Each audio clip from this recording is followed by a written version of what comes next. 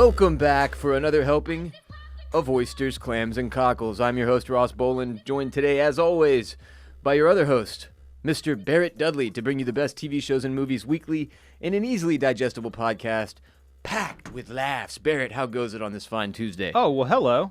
Oh, hi. Just in the stew, wearing the same color tee as you.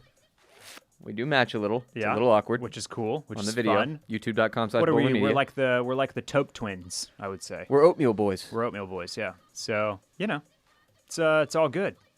Huzzah! What more? Huzzah! What more could you want on a Tuesday afternoon here? Food? Some food. I'm a little hungry. Okay. If you're asking. Gotcha. Just saying. I just had a stick of gum. Are you full? I'm very full. Yeah. Got some ice cubes over here in the water canister if I get a little famished. Caloric intake there with the ice cubes. Exactly. What kind of gum? What kind of gum did you have going? I'm a wow. Why can I not even think of the brand that I like? It's the one. Juicy fruit? No, it's not Orbit.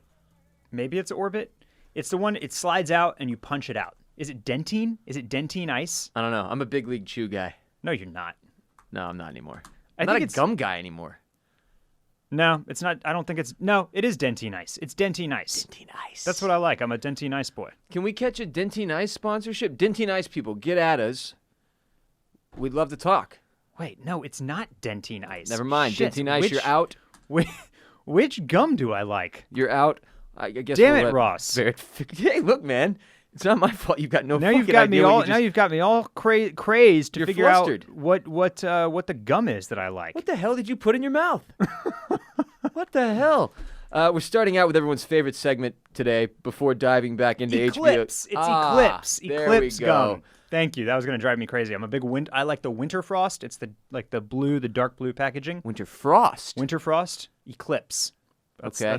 That's my shit. Eclipse people, get at us. Yeah, We'd where's love to our talk. Eclipse sponsorship? We would love to talk. We're going to start out with everyone's favorite segment before diving back into HBO's Perry Mason for the most recent episode, Chapter 6. Then, Clam Fam, we're finally discussing my new favorite show, Hulu's The Great, episodes 1 through 5. Huzzah! Huzzah! But first, this episode of OCC is brought to you by Hawthorne. Too many dudes I know picked a cologne in high school and have been rocking with that ever since, and it's a disaster. You smell like a high school gym locker room or a teen apparel store in the mall. But smelling good is important, and that's where Hawthorne comes in. Hawthorne smells really, really good, and getting their cologne is so damn easy. When you go to hawthorne.co, you'll take their quick quiz to figure out which scents are best for you. It legit takes 2 minutes, and just by taking it, you'll see exactly what they're doing for you, hitting you with the 2 colognes that are best for you, one for work and one for play. Totally risk-free shipping and free returns. They also have other incredible personalized products like deodorant, shampoo, body wash, conditioner, all of which I use every single day in my shower, and I thoroughly enjoy it, and I smell like an angel from heaven. This morning in the shower, I got the shampoo, got the conditioner, got the body wash going after I hit a workout, and now I don't smell like a dying dog anymore. I smell like I said, an angel from heaven. Are we talking about Hawthorne? We are talking about Hawthorne, Hawthorne? baby. Hawthorne, baby. Dude, check out the candles, too. Candles? Good-ass candles. Is that the case? People don't even know that. Beautiful. The quiz is super easy, super quick. It asks you all the questions you've ever wanted to be asked about your hair and skin type and such. Straight or curly, oily or dry, all that good stuff. And Hawthorne is going to get you everything your skin, hair, and body need to stay so fresh and so clean. Check out Hawthorne at hawthorne.co. That's HAWTHORNE with an E on the end. Use our promo code DRAGON, and you'll get 10% off your first purchase. That's, again, HAWTHORNE, hawthorne.co. And use our code DRAGON to get 10% off your purchase. Hawthorne.co, code DRAGON. It's time for Tidbits and such. Oh, Tidbits. With Time Barrett. for the Tidbits. Okay. And some such. And a little bit of such, too. Would you prefer... You tell me where you want to start. Do you want to start with Disney or do you want to start with HBO? Hit me in the face with the such first, the HBO. The HBO. Yeah. HBO. Yeah, Okay. They've begun casting for the Game of Thrones prequel series. They have indeed. Big news. We're getting at least 2 female lead roles. Rhaenyra Targaryen, I think I'm saying that. Rhaenyra. It's almost certainly not. Rhaenyra. Rhaenyra? You know I don't know. Samsonite? Swami Swanson? Swanson? So, For that role, Rhaenyra Targaryen, they're looking for someone in their late 20s, and Queen Alicent Hightower, who should be slightly older. Filming is currently scheduled to take place next year in the UK and in Spain. Oh, Spain. So, yeah. If you've read Fire or Blood or have spent a lot of time on the assorted Game of Thrones wikis, then you'll probably know these characters, but so as to not potentially spoil the show for anyone, I won't get into their stories here. I'm quoting here from an article from the New York Post.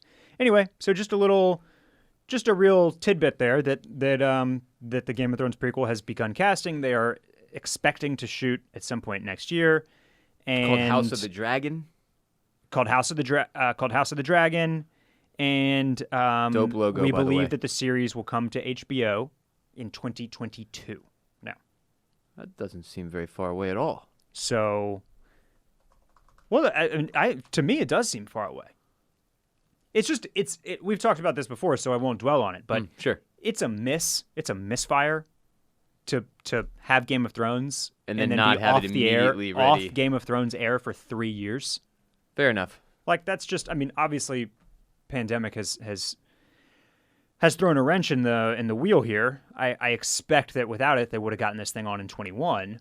But I don't know. Maybe it's a brilliant move. Maybe 3 years removed, everybody will be so hard up and fiending for some new Game of Thrones. See, that's the argument I was going to make, is that people were so butthurt and heartbroken by the final season that it's like maybe they needed that grace period to forgive and forget. Yeah. You know? Yeah. Some other key figures from the upcoming House of the Dragon that they're going to need to cast. King Viserys the First. He's the beloved 5th Targaryen king whose reign was peaceful and prosperous until his death. Yeah, he's always been my favorite Targaryen king. Yeah, I would say. And then, as you mentioned, Top Princess 3 at least. Rhaenyra. It's got to be Rhaenyra. Rhaenyra. It's Okay. got to be. King Viserys' chosen heir. She's a dragon rider who grew up expecting to become the first ruling queen of Westeros. And then Alicent Hightower, you mentioned. And then Aegon II Targaryen, who's Rhaenyra's younger half-brother, who challenges her claim to the throne, igniting a civil war. Let's go! Are you? Do you feel good, neutral, or bad about Sapochnik being the showrunner of this one? I feel good. At least it's somebody who can see where everything went horrifically wrong. Surely he has the perspective to be like, okay, let's avoid these same pitfalls. Yeah. Maybe it's my only thing is like Sapochnik. He's now almost, and I don't want to put these two quite in the same category because they're very different for a variety of reasons. But it's almost like you have Michael Bay doing a series, and that his specialty was like the massive set pieces. That's you fair. know, I Battle of think that's Winterfell, fair. Battle of the Bastards, like all these like insane. The Long Night. Right. Yeah. Battle of Winterfell. Oh, yeah. So that's like that was his specialty, right? When it came to directing Game of Thrones episodes. Winds of Winter, So Hard Home. right, exactly. So like now, Winds of Winter, fantastic episode. Still big set pieces involved. Battle of the Bastards. And Phenomenal. right. So we'll see. I think it's a net positive. I think that means at the very least you're going to get a very beautiful and well shot show. Look, pre-season 8 shitstorm, we were all on board with Sapochnik. We Yes. would have been totally cool with this. It's just the wariness we have as a result of what happened at the end True. of season 8. Anyway, very excited to see if. Yeah. Here's the thing: I can't get too excited about this shit until I see if it actually is going to make it. If it's going to happen. If it's going to be on television. We already went through the hype of this Naomi Watts one. No, that so got this canned. one they went direct to series. So it's just it's There promised. there will be 10 episodes, at least one season of this show. This makes no sense to me. It's crazy. Yeah. How is one? It gets cast. They do a pilot, and they're like, eh. Yeah. This one, they're like, it's not even cast. We don't care. Here's the money. Go for do the whatever thing. reason, they have a lot more faith in this one. And so the vibe that I get is that the first one, the Naomi Watts one, that was backed by the Cogman and all that. Yeah. I think that one was like their speculative, quirky. This is a little bit different. This is more straight up HBO style. Okay. And then for whatever reason, it didn't work out. They bailed. They didn't like the pilot. They thought it was the wrong direction. Whatever. I don't know.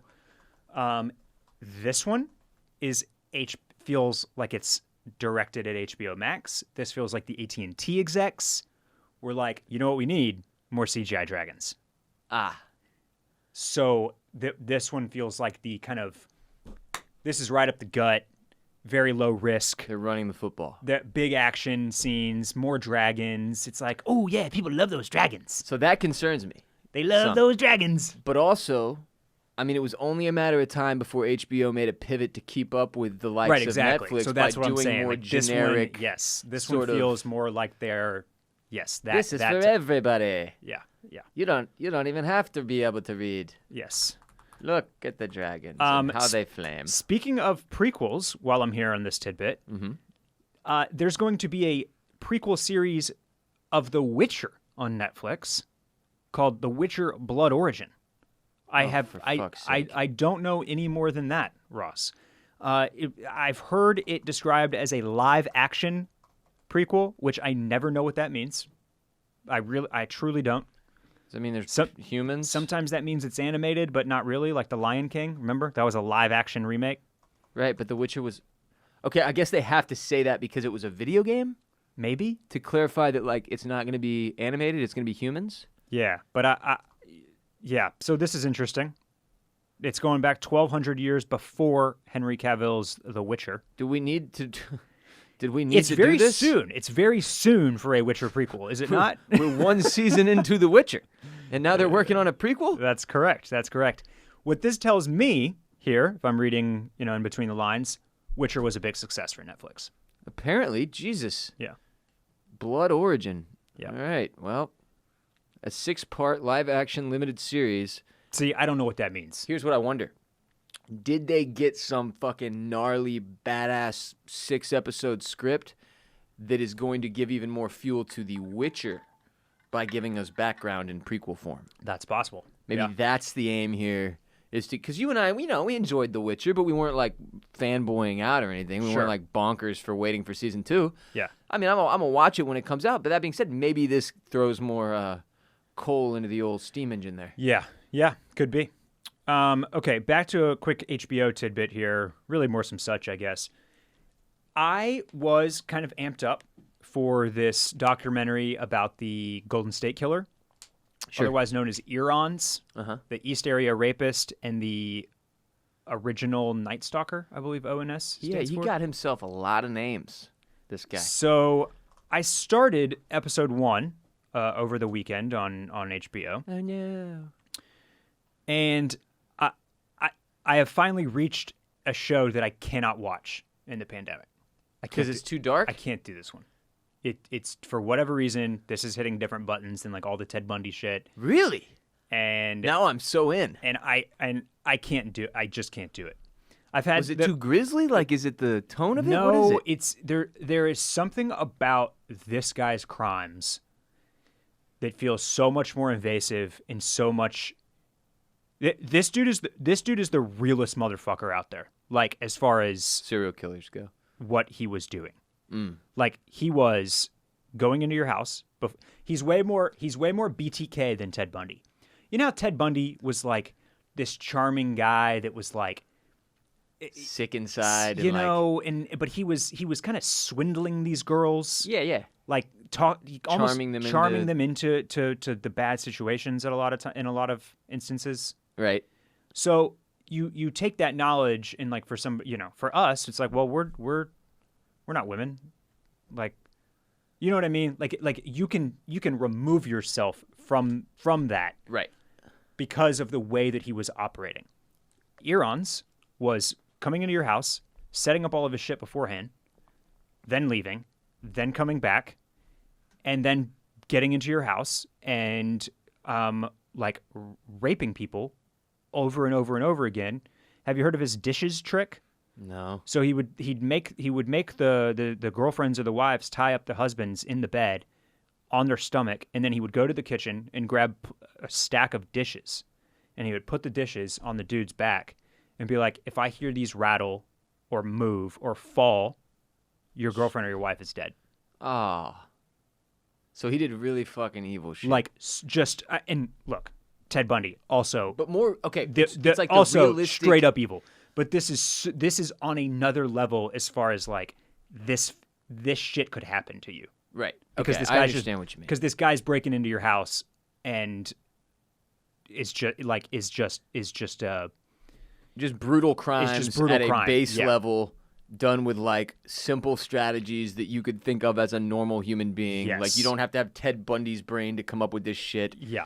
And it's the longevity of his crimes, the manner in which he was. Okay, so the little bit I have read about him, I will say, it's very disturbing to hear about how it was often these couples, and he was, the dude would have to be tied up and like hear what was happening. That element of it is very different. Typically, serial killers don't fuck around with like the chance that anybody could escape. They're not putting plates on dudes' backs as an alarm system. They just murder and kill and rape, or wouldn't. It's like more straightforward. This dude. Well, I did not realize they had started calling Erons as a combination of East Area Rapist and the original Night Stalker. Was just like you said, just like more cold somehow than any of them. And then like when you see pictures of him and shit, you can feel it like You through just his really fucking can't. beady little eyes. So it's Now I have to watch it. Yeah. Now here's my other critique. I didn't love the setup of the show either. It felt like I was watching a visual podcast in a way. Okay. And so there was something to like there was basically nothing on screen that I had to see that like aided in any of the. There's a lot of reading of emails. There's quotes from her book, and now this is partially due to the fact that Michelle McNamara has since passed, so they can't have her kind of speaking and navigating through the show. They have to use all these old clips and stuff from her book and her correspondence and her emails and all that. But just all in all, I've determined that I have what is called Globus. Not a stressed out person, Ross. I did not deal with stress or anxiety pre-pandemic. After many months of this, of limited social interaction, no movies, no dinners, no friends, no this, no that, like just all the things just removed that make you a sane, normal person. I now just have like this weird tightness across my throat, even though I can breathe fine and nothing's wrong with me. What? And it got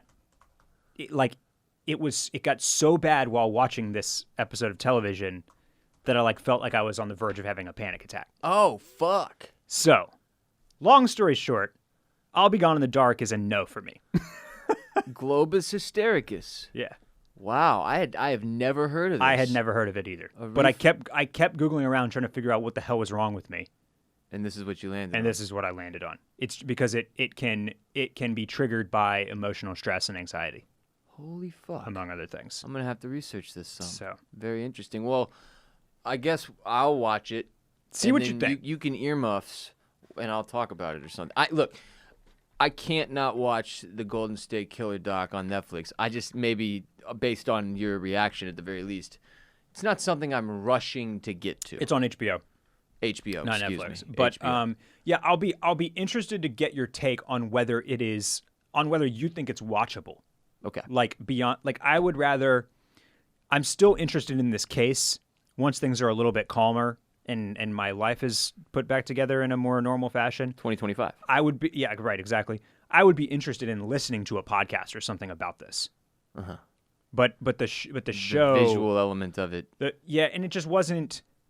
It was both creeping me out too much and also wasn't adding enough, like contextually, to the story. Sure. So, well, and there's always it's like you have to ask yourself with these true crime documentaries, especially. It's like, why am I watching this? Like, what am I getting out of watching this? Yeah, exactly. And right now, if the answer is like, I don't think anything. Yeah. Then fuck it. Great point. It's a tough time to be just watching. Listen, on paper, what you're doing is watching the story of one of the most insane and evil humans to walk the earth during our time on this planet so far. That's a heavy-ass load to take on during a global pandemic when you're trying to deal with Globus. It's a lot, bro. Yeah. Any other such? Yeah, so I'll flip the script on you now and just say that we did a little bit of your Disney Plus action, just going back and watching the old Disney shit, and we put on Toy Story on a Sunday morning. Yeah. Brilliant film. Holds up. 95 Toy Story was. 95. 1995. That's 25 years ago, and it's still fresh, man. Tom Hanks. Great little film. Tim Allen. Yeah. That rat bastard. Great movie, though. I watched it. That's one of the ones I ran through. So my question for you here was, what out of all the old Disney movies that you've watched, has anything stood out as like your all-time favorite? Oh, man. The Sword and the Stone is one I've watched multiple times. Okay. And I think it's like just the tale of like art. Like, it's just a cool. I don't know why that one, because it's so old. It is so freaking old. Let me see when it came out. The Sword and the Stone. 1963. Wow. So I really enjoy like the old school, really, really old school ones, and that one's just super, super fun. And they don't have the Brave Little Toaster on there, or that would probably be my answer. But nah, man, because all the old ones that I watched, like Aladdin, Beauty and the Beast, the ones I'd seen so many times over and over and over, it was fun to relive them, but it didn't really bring like some new element to me or something. The Sword and the Stone has just been like so thoroughly enjoyable. I don't know why. Yeah. Okay. But All Toy right. Story was dope. Toy Story, great film. Final tidbit here: the 2020 Emmy nominations Yeah, came out this morning. they did indeed. And I'm not going to read them all off to you. It's very easy to find online. Just a few quick notes here. Jeffrey Wright, who had shit all to do in this season of Westworld, is nominated somehow. Everybody from the morning show, except for Reese Witherspoon, is nominated. Also, just strange. On the bonus side, also like everybody from Succession, Kieran Culkin, Nicholas Braun for supporting, Jeremy Strong for lead actor. So that's great. Zendaya got a nomination for lead actress for Euphoria, which is very Respect. cool. Respect Zendaya. And Watchmen finds itself in the limited series category, which means I'd be really shocked if we get another season of it, at least not anytime soon. 2, it means they're probably going to. I would imagine that they will sweep the limited series category. This always seems to happen. Something like this comes along and kind of cheats a little bit by putting itself in this category and then wins all of the awards. It's got Little Fires Everywhere in there with it. I haven't watched that. Yeah, but I mean, really, I guess Little Fires Everywhere was a commercial success. Mm-hmm. I think it had mixed reviews critically. Mrs. America and that Mrs. America, Unbelievable, and Unorthodox all have far stronger reviews. Word. So, but I think Watchmen is probably the clear front runner here. I'm seeing The Good Place, your comedy, and also Schitt's Creek. Schitt's Creek, all over the place. All over the place, which is huge. How about The Mandalorian? How about this for a flip-flop? Maisel, an hour-long series that I guess is a comedy, but really it's a drama, is nominated in the comedy series section.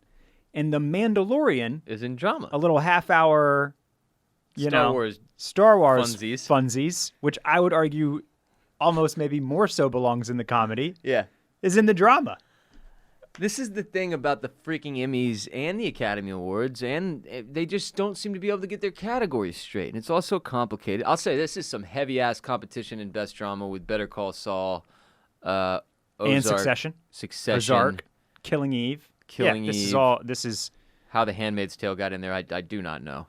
Yeah, and the other weird thing with Handmaid's Tale, all these Handmaid's Tale nominations, because of it's about to come out. So is this season 2, or because this feels like the third time that Handmaid's Tale has been nominated, which means that it's really for the season that hasn't even debuted yet. What? So I don't know. Maybe it's season 2. Maybe I'm ass backwards here, but I think you're ass backwards. Handmaid's Tale nominated.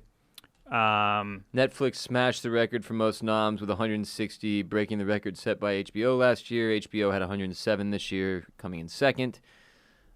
Them closing. HBO dominated this every single year until very recently with the nominations. And they would always do the commercial.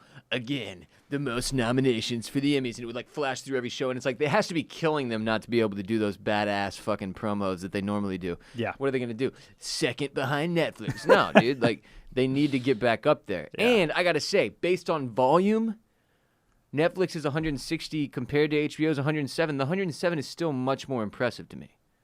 Netflix cranks out 420 new shows every week and a half. Yeah. Speaking of Succession, Sarah Snook nominated. That is, of course, Shiv. Matthew McFadden. What's his face? Tom nominated. Kieran Culkin. Nicholas Braun, who's, of course, Cousin Greg, nominated. Jeremy Strong. The only one that I don't see is actually, Logan. Sad. Brian Cox. Brian Cox, thank you. Oh. Fuck off. Fuck off. Oh, wait, no, I see him. Best actor, Brian Cox, Succession. Oh, so they're both, he and Jeremy Strong. Man, that So the entire cast of Succession was nominated. that is a category. Jason Bateman, Sterling K. Brown, Steve Carell, You're right. They're both there. Brian Cox, Billy Porter, I don't know who the fuck that is, and Jeremy Strong. That's a tough little toughie there. Billy Porter from Pose. He's that like super fabulous gay guy that always comes in with like the most wild ass awesome Outfits. These fucking outfits. That the this hat dude pulls that like off. does the curtain thing. That was so awesome. Just absolutely dominates red Yes. carpets unlike anything you've ever seen before in your entire life. Yeah. Sweet. Well, Yeah, looking forward to so, seeing what goes. Oh, you will notice that there was no Westworld other than Jeffrey Wright. That's right. And Jeffrey Wright is one of those actors that like people love, right? Everything that he's in, his performance is at least good, even if he's given dog shit to work with. He's one of the best on every show he's in. So I and feel movie. like that's just like one of those ones where we're like, we love you, Jeffrey. Yeah. Good job out there. Jeffrey Wright, you're doing it. Sorry they wrote you a shitty season, bro. We'll still give you your award if you want it. Yeah, he deserves to be there, though. So Damn. that's it. That's all I got for you, man. Well, good stuff and tidbits and such. And such. The stuff, the tidbits, the such, it's all here. It was all phenomenal. Let's talk Perry Mason, Season 1, Episode 6, Chapter 6, if you will, where basically, in the grand scheme of things, what we've got here is the court case is unfolding. And Perry is in there as a very unexperienced, brand new attorney who got his license in about 6 minutes of montage last episode. And he's just getting his freaking ass kicked by the very experienced prosecutor on the other side. What we also find out throughout the course of this episode is that, look, everybody wants this to go away. They all just want to pin it on Emily and have it go away. The judge, the prosecution, whoever the higher-ups are that pull strings in this little community that we're looking at here in it's Los Angeles, right? Yes. Yes. City of Angels. City of Angels. They all want this to go away. Meanwhile, we've got Perry's, buddy duo guy off doing his thing, finding things, interviewing portly women with file cabinets to see what they've got going on, trying to figure out who this HJ or ZJ or whatever the fuck the guy was. If you have to ask, you can't afford it. I'll tell you that much. Can't. I can't afford it. I know that. Then he does figure out who this guy is. Into the episode, shows up to his house to talk to him. Dude opens the door and goes, "I've been waiting for you to find me." And he's got a gun with him that he reveals as he steps to the side. Now, this to me struck me as a bait and switch situation. Oh, it's for sure. It's 1,000,000% a bait and switch. Because he's holding the gun casually to his side, Barrett. Yes. This is a very quick tackle away from being unarmed. He was waiting to be found. The gun is for protection From the bad other guys. yes. From the other guys. Yes. This is Correct. where you got to guess this is going to start to unravel in a good way for Perry, where they finally get some breakthrough from this cat, HJ. It's not what it is at all. It's like it's two fucking letters. JH Smith or something like that. Yeah, what little J, big H or something. I don't like know. that. Yeah. I don't know. But Nailed it. didn't feel like Perry was in danger No. with this gun situation. Felt like he had gotten himself a little breakthrough there. Yeah. Yeah. What else happened in this fucking episode? Oh, let's see. Paul Drake comes around, wants to help out here. Gets his family off to somewhere safe, which I'm hoping this is a red herring type of situation. Like, they can't, for the love of God, don't kill the black cop who makes the right choice. Like, can we not have him be the scapegoat? Would you like a minor spoiler? Yes. So Skip forward if you don't. skip forward if you don't, probably twice, maybe. In the original Perry Mason, the guy that is Perry Mason, the attorney's like right-hand PI that like does the dirty work for him, is named Paul Drake. Oh, wow. So he's going to live. he's gonna live. All right, we're back. Yeah. That's huge. Yeah. That's huge because I was very, it just seemed like an obvious setup. Right. And then you get into the reverse psychology situation where it's like, well, this is too obvious. Clearly he'll live. And then it's like, well, what if the writers thought of that and they were like, let's reverse the reverse and kill this fucker? The bad news is that, as you said last week, that puts our man Pete Strickland right on the crosshairs, I would say. That little tidbit of information. And the fact that Pete has gone the morally clean route, is no longer worried about the money. It's about getting shit done, and he's out there doing the work, and it's like, Pete's getting a bullet. Yeah, it doesn't look good for Pete right now, sadly. Because somebody's got to go. It feels that way. The whole team can't stay intact other than EB. This is look, as we hurtle towards the finish line here, this is more of a procedural crime of the season type story. It's almost like it's not straight up Law and Order with a open and shut closed case every week. And the noise. They're stretching that out. Dong! I can't do it. They're stretching that out over the season, and we're obviously on HBO here, so it's gritty, it's noir. We got a lot of cursing, maybe a tit here and there, some brutality. We're dealing with the divisiveness and racism and the corruption, all that, right? Oh yeah. But it's still, I'm getting that vibe that it's about the mystery, it's about the case, it's about the fun of like the whodunit, and everything else is kind of the subtext, right?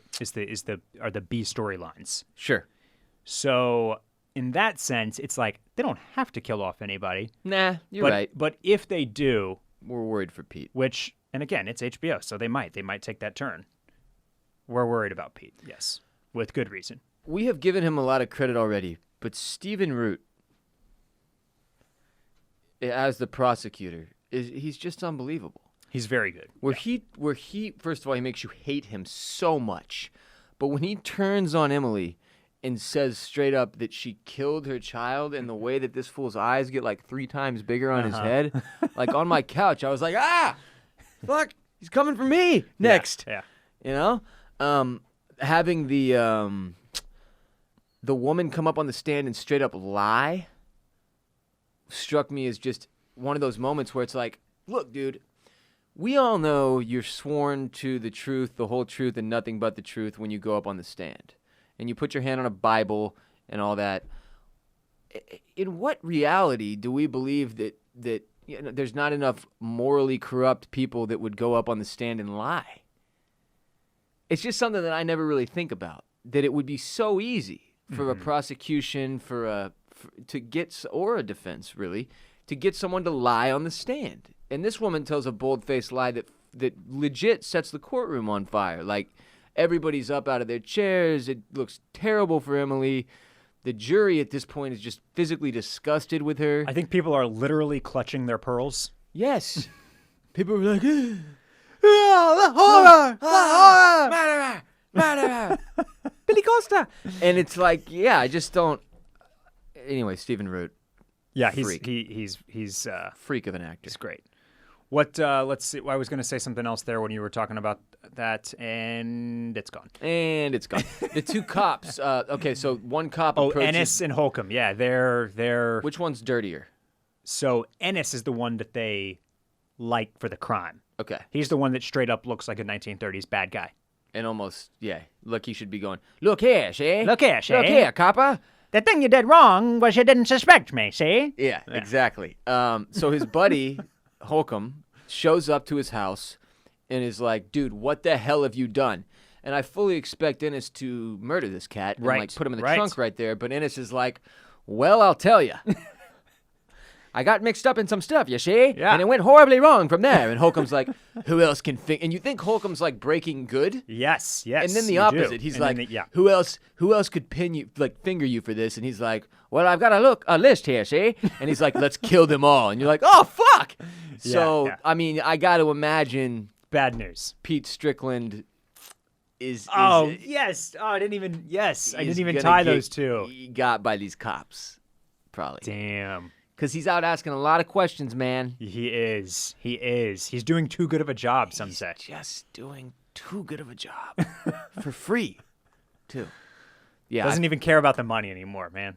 Dude, it's an not awkward thing, just ironic that it came up in this episode because it's been such a big part of the conversation around police brutality in our country this year, the Blue Brotherhood, right? Like sort of that idea that once you're a cop, like you do not rat on other cops. You do not turn other cops in. In every dirty cop situation, in every dirty cop movie ever, what happens to the guy who doesn't take the money? That guy gets fucked up because they don't trust him anymore. Drake takes the money, does the smart thing, but then he goes and immediately makes the right choice and tells Perry, like, look, I'm on board to try to help you here. 000. Guy didn't take the money. You got to take the money. And then you can correct Ends it up later. As the patsy. Yeah. Hanging off a bridge. Yeah. Not a good look. No. But it's just weird that thing kind of came to a head again with this one guy looking like maybe he would break good and then going I had way. the exact same sense. I was like, oh, damn, is something crazy going to happen here? And then, he spins it. He turns it with the, we got to kill everybody that could pin you down for this. What a great partner. I mean, but that's a problem. Yeah. Big problem. Yeah. So best of luck to our... Perry, stumbling in the courtroom a little bit. Do you expect him to get better next week? I bet he's a better lawyer next week. Yeah, you saw, I guess it's like, look, they made him a lawyer in what, like I said, like 6-minute montage, 90 seconds.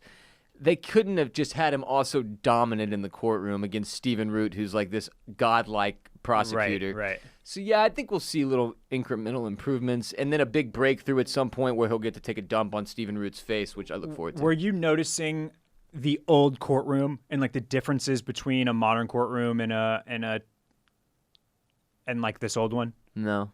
Like I thought it was interesting. You asking me because I've spent so much time in court? No. No, it's a fair question. Just as we're comparing this to other procedurals where we spend a lot of time in courtrooms, the tables, instead of being like in line with the pews, essentially with the seating rows, are like they're perpendicular instead of parallel. Oh, okay. It was just something of note. You don't see that these days. No. The judge not wearing a robe as they would in modern day. God, I hate every judge ever. Has there ever been a likable judge? Certainly not on TV. So just, I don't know. Other than Judy. Some stuff. And then, I liked Perry Mason almost doing the 1930s voice, but really it was just it was Perry Mason's English American accent version of doing a John Lithgow impression. Yeah, he was doing EB. We'll see what you did all wrong there, boyo. Yeah. Yeah. And then that lasted a while. Yeah. He went on like a full drive across country by himself, just talking to himself as EB. It's very awkward. Yeah. So yeah. I've loved this show, man. I thought that it was. The one really powerful thing that happened on the stand before we move on, when they had the motel owner testify that he caught Emily and George Gannon having sex in an adjoining room and that they left the baby in the other room and did like the pillow thing around him in an attempt to... Look, we all know the argument from the other side is her being a bad mother does not make her a murderer. But just with everything stacked on top of each other that we're getting in the courtroom, it looked so bad. Didn't look good. Her failure to be truthful with Perry so that he can defend her properly, classic trope in court case dramas, right? Why didn't you tell me everything?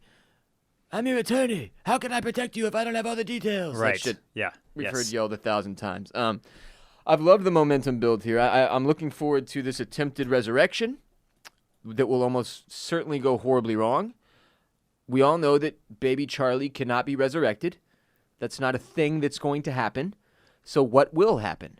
Yeah, and the other thing is, when I finished this episode, I thought we were through 7. 6. But 6. And I'm pretty sure, haven't we decided this is 10-episode season?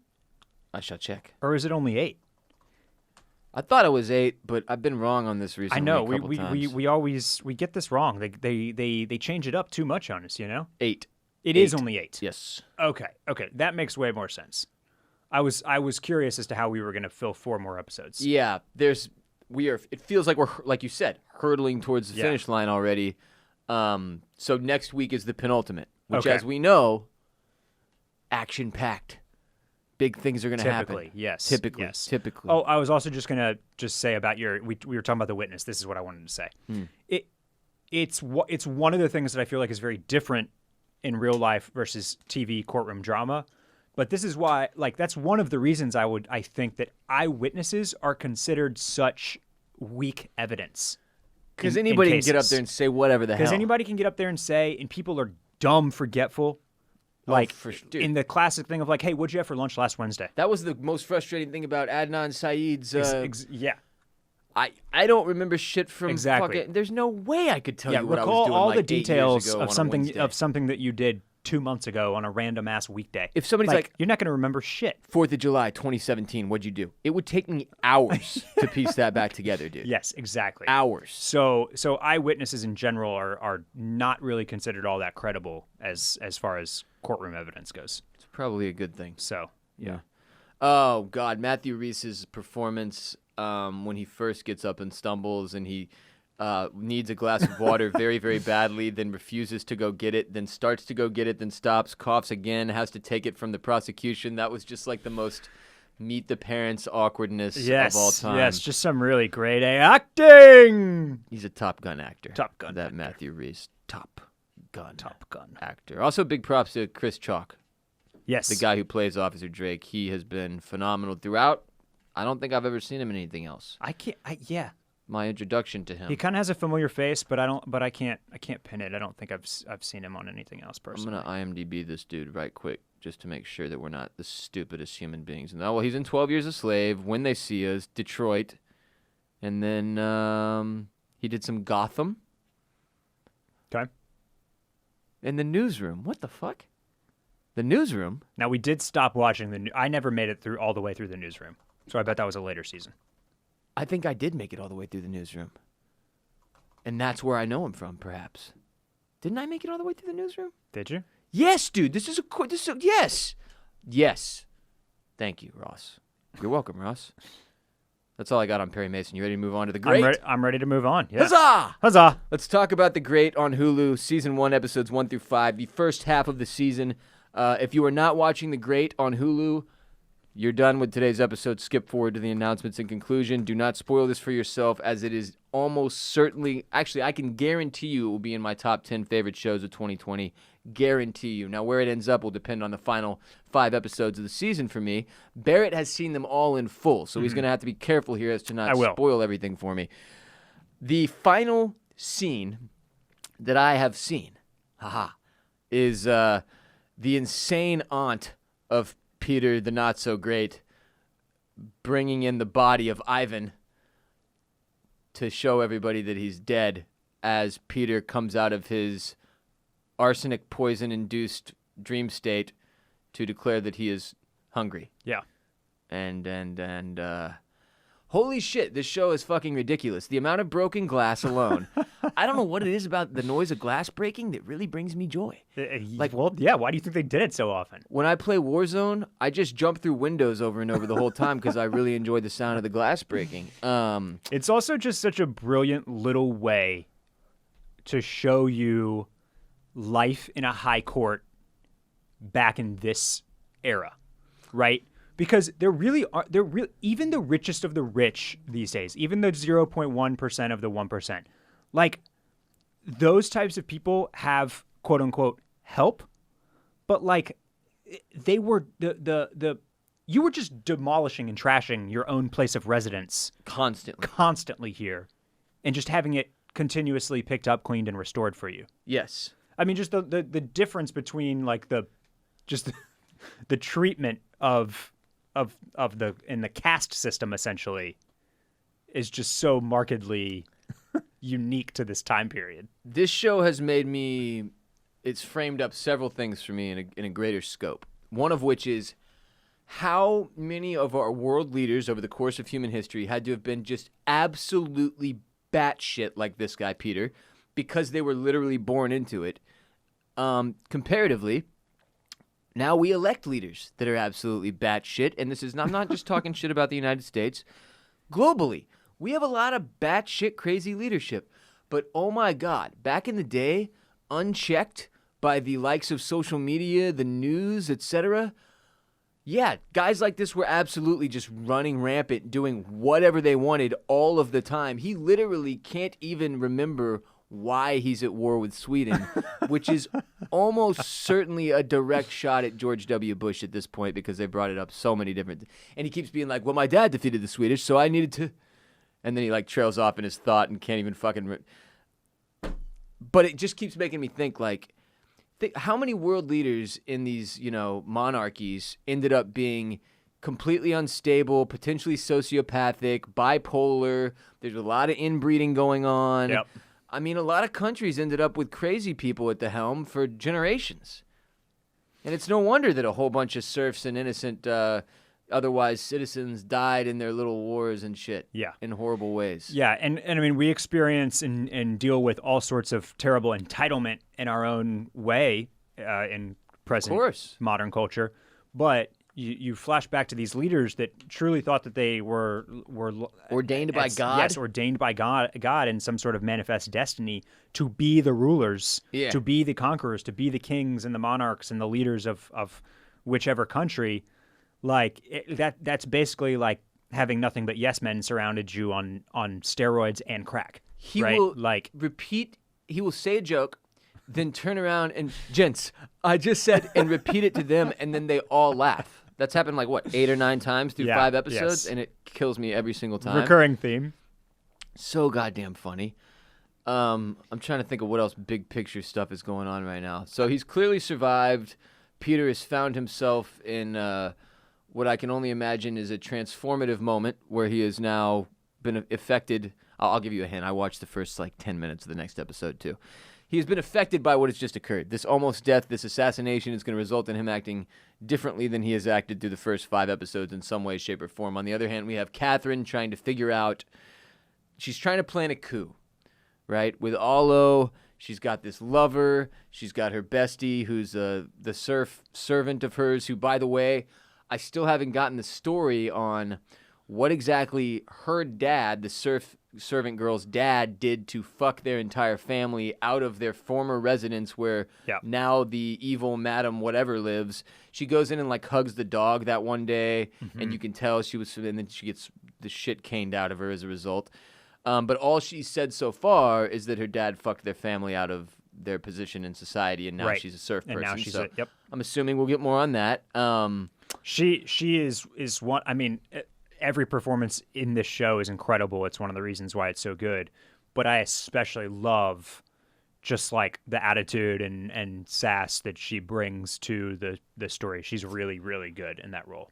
I also, one of the things that makes this show so special and stand out to me is the, what does it say at the beginning of every episode? It's the great, a sometimes true story. Yeah, right. The way they play with the historical context, they add in weird he makes a reference to salsa verde at one point. Probably a legit reference that they had. Yeah, maybe. Yeah, I would. Yeah. Huh.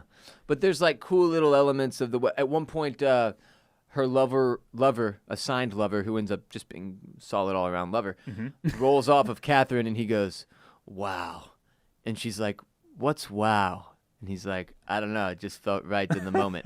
That word didn't exist in their vocabulary. Sure. I love the way they play with all that kind of stuff. And then, man, they've found a way to speak to so many different things. And this is, again, one of the things in all my favorite shows. It tackles a whole bunch of different stuff, a whole bunch of societal elements, religious elements, political elements, sexual elements. There's just so much to play with here. Every character is well acted, like you said. The writing is very witty, very punchy, funny. I mean, dude, the priest tripping balls on mushrooms in the forest, I was about to cry laughing. Then when they're trying to select the next fucking archbishop or whatever, this dude has none of the prerequisites to become that person, but does mushrooms. And then Catherine, who does not know he's tripping on mushrooms, basically tells him, "We need you to do this," so that they can have somebody they can sort of control and work with instead of some 100-year-old decrepit bearded man who won't even look her in the eye because he doesn't believe women to be real living humans. That was so damn funny. Then he bursts into the fucking hall and the king tells him to look him in the eyes and tells him what he sees, and he's like, "The soul of a king," and just breaks down weeping and hugging him or whatever. Love that guy. Fucking weirdo, obviously. But yeah. Just an unbelievable 5 episodes so far. I hope to be able to talk about an audition that I just put on tape It's at some point in the future. Okay. But I will just say, when a show is this well written, you just really have to applaud it. And any show that's well written, because it is so difficult to do. To write a good show. To write a good show and to write people being funny and organic and sounding like they would just actually say that in real life. And like this brings with it an additional element that that maybe makes it easier, maybe makes it more difficult. I'm not sure that it's a period piece. Mm-hmm. So they have to, we have to be able to understand them, but they also need like that kind of like air of elegance and old worldliness to them. Accomplish both. To accomplish both is just really like quite a feat. That's not easy to do. And I'll read sides or scripts and I'll think about ways that they could be improved upon or things that I note specifically. I'm like, that's nobody would say that. That's not how they would say that. But then, it's one of those things where it's like, well, then you do it. And there's no way I could. There's absolutely, I would not even know where to begin writing a script like that. So it's easy to Monday morning quarterback it all, but it's just it's such a talent to be able to write like this. This show in particular, one of the more impressive writing feats that I have ever enjoyed on television, and it's the thing that gives me great hope for the future of where this story goes from here, where the next 5 episodes go, which you've already seen, and I'm jealous. But last thing I want to touch on, the element of Peter banging out, well, basically anybody who he wants at this point, but his best friend's wife, is so damn funny. I can't, dude, at one point in episode, I think 4, when he gets really upset about having to pick a new archbishop and he doesn't want to sleep by himself, so he goes and literally gets in their bed in between them and just like a little kid, like. Also, every moment that the aunt brings up, like, your mother once looked at you and said that she saw something vile within you or whatever. She is so good too. Everybody is so funny and so good on this show. It's just an unbelievable show. Yeah. Unbelievable show. There was one. Oh, them delivering macaroons to the front lines of a war that is being dictated by this lunatic when he's trying to give the strategy on the board in front of all the generals and shit. Like, the guy he's the most hateable, evil character ever, and somehow I find everything he does to be hysterical and lovable. Yeah, even the and evil shit. That really turns after this arsenic poisoning too, and that climbs. Oh wow! First half, you're like, you kind of can't help but think that some of the stuff that he does is hilarious, funny and hilarious, even if it's super fucked up. But he, after this poisoning, he kind of like seemingly makes a turn and like just ramps up that charm, and you cannot help but like this guy almost as much as you like Catherine. Okay. Obviously not quite, because he's an evil douchebag, yes, nonetheless. But he's just so good and funny. And insane. And they keep giving you they keep giving you reasons for the way he is. Right. Things his mother did to him, bit a chunk out of him at one point. Only a small chunk, the aunt says. Because he had a dream about that when he was in his fever state or whatever. Having to watch his dad bone out his aunt because he was in the corner playing soldiers, like shit like that. Where you keep getting these moments where you're like, well, of course. It's the same thing. We were speaking to the serial killer earlier in this episode, the Golden State Killer. Most serial killers, if you go look at their childhood, they had some fucked up thing happen that really screwed them up, or multiple things, usually abuse, some kind of sexual abuse. In the case of him, I think he witnessed his sister being raped at some point. With Peter, they give us all these moments where you can see how he ended up being such a disheveled, insane sociopath of a leader, and that has been just fascinating to see unfold. But I could also feel, momentum-wise, it wasn't going to make sense for him to remain as hateable as he is and as evil as he is the whole way through. Like, there has to be some kind of shift towards more likability in a traditional sense, somehow, to maintain the longevity of this character, or else it's like, does this dude survive to season 2? I don't know where, and I'm not far enough in to know the answer to even where I would begin to answer that question. But just all in all, the amount of stuff they have going on, the plotting, the planning, all of it going awry, how nobody seems to be really loyal to anybody. Everybody in the court is just trying to survive this psychopath and like stay in the best situation they possibly can. The insane fighting between Catherine and the ladies of the court, freaking hilarious, and also just so unbelievably brutally mean at different points when they invite her over for the tea dance and then they literally beat the shit out of her through dance. Incredible scene. Everything. The show is phenomenal. I mean, like, it's one of those shows that's so well written and so well acted in the story. I'm so enthralled by the story, and I love period pieces, and I love how they've modernized this one, and I love all of the characters and how batshit crazy they are. Rolo is hysterical. Like, he's such a baby about everything. Orlo? Orlo, sorry. Orlo? IMDb. Orlo. Yeah, Orlo. Hilarious. Phenomenal. Nicholas Hoult, Elle Fanning, Phoebe Fox, all these dudes, there's so much credit needs to be thrown around the board here because it's just the best. Can't wait to see the final 5.